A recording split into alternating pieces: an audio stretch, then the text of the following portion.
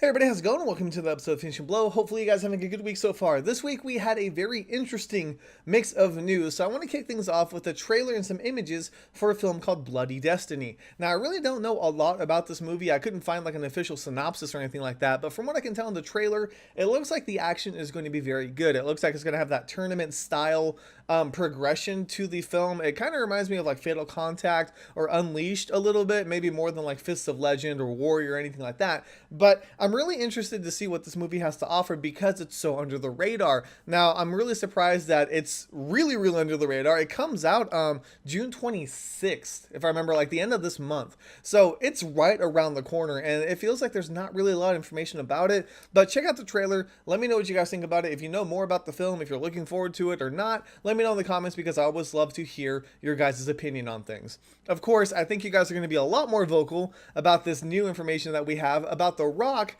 being interested in doing a remake for Big Trouble in Little China. Now, when I did the article before, I don't know why I said it's been 11 years. It's been way more than 11. I think it's been 29 years. So I don't know what year I think I live in, but I was definitely wrong on that. So sorry about that. Thank you everybody who corrected me on that. But yes, they're doing a remake with The Rock.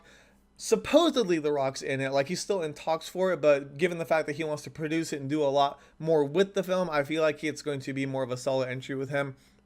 I don't know.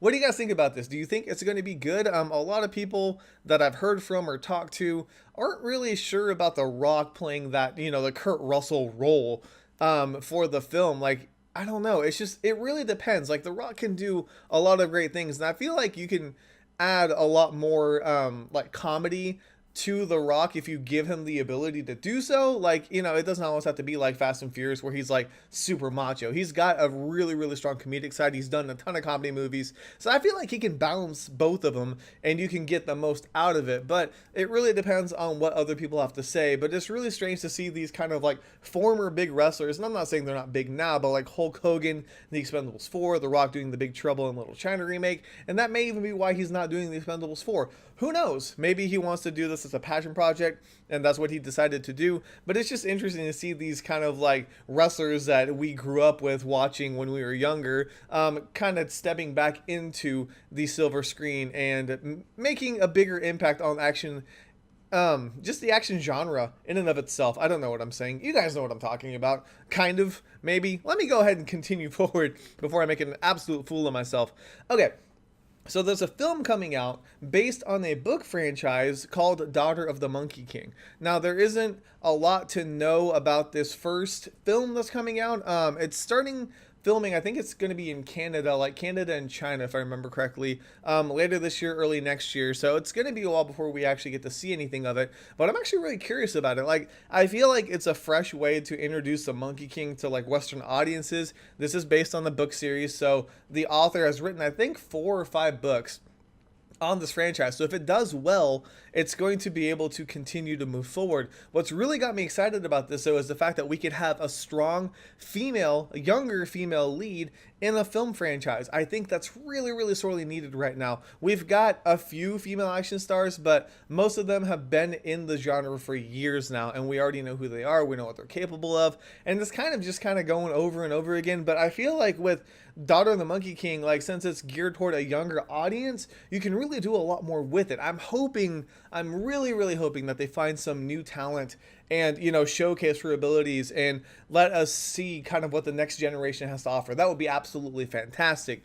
But of course, it really depends on what the producers want, which is probably just a bigger payout for whoever they can invest in. So I don't know if it's going to be the case, but if it's a smaller film, a smaller franchise, they may be able to get a big name attached to it because they're going to be undiscovered. And then next thing you know, you have like Ong Bak where Tony Jaa exploded onto the scene. That would be really awesome. So I have high hopes for this, but obviously I have to stay realistic, and there's probably going to be some big name actress attached to it, or they're going to have to go with the low budget and it's not going to be as high a caliber as I want it to be. But we'll see what happens when they continue or when they start filming later on in the year.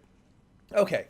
Next up, I also did post a interview that I had, a phone interview with Pound the Flesh director Ernie Barbarash, and it was an amazing experience. So I've actually been sitting on this for a few weeks now because I was hoping that I'd be able to hear back from Ernie on some of the email questions that I gave him. But of course, I understand he's totally busy, and I didn't want to sit here and wait and wait and wait. I know that you guys deserve to see at least the questions that I was able to ask him, and it was such an amazing experience to be able to talk with him. I've never done like a phone interview like that before, and it was crazy. It was a lot of fun. Ernie was a blast to talk with, and it's really all thanks to you guys, because when you guys support the channel, when you guys share articles or talk with me on social media, whether it's like Facebook, or I try to be good on my website too in the comments. I'm going to try and be better about that. But when we interact and when you guys kind of talk with me and stuff like that and share what I've written and new information that's coming out, these opportunities pop up, and I'm really, really humbled by that. Like, I couldn't have done this by myself. It's because of you guys. And so I hope you guys enjoy the interview. I'm trying to figure out if the next time I get an interview lined up with anybody, if I should, kind of like poll the audience and see what you guys want me to ask them, just so it's more kind of interactive in that sense. I don't know. I don't have anything lined up right now. I'm sorry. I'll let you know as soon as I do. But as of right now, it's just going to be more contests and things like that, which, by the way, those movies should be out for the winners. So don't worry. What am I trying to say? If you haven't won anything, don't worry, because there's still tons of movies that I've been trying to get my hands on. I'm going to be doing another giveaway probably this coming week, and I'm hoping for another one that you guys can get really, really excited about in another week or two as well. So I've been trying to keep it consistent. I'm not trying to do it to like raise views or get people to visit my website. I don't want you guys to think that's the case. It's more just to thank you guys for what you do. And, these opportunities wouldn't exist if you guys didn't support the site. So just thank you. Please check out the interview. I feel like I went on a completely random tangent. The interview was a lot of fun. It's really awesome, and I hope you guys enjoy reading it as much as I had fun asking questions and talking with Ernie.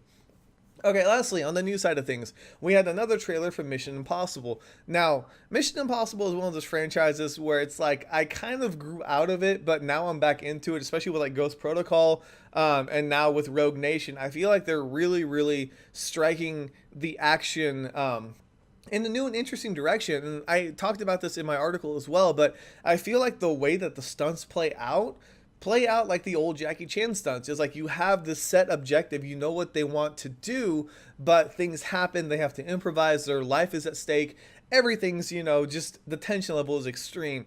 And I feel like Mission Impossible does a really, really good job of doing that. And in this trailer, you get to see some pretty cool setups for some stunts. And I'm not quite sure how Tom Cruise is going to get himself out of it, but it's definitely going to be interesting to check out. Hopefully, I can do a review for it, and hopefully, it's got some good hand-to-hand combat in there as well. But let me know in the comments whether you guys are excited about this as much as I am or not.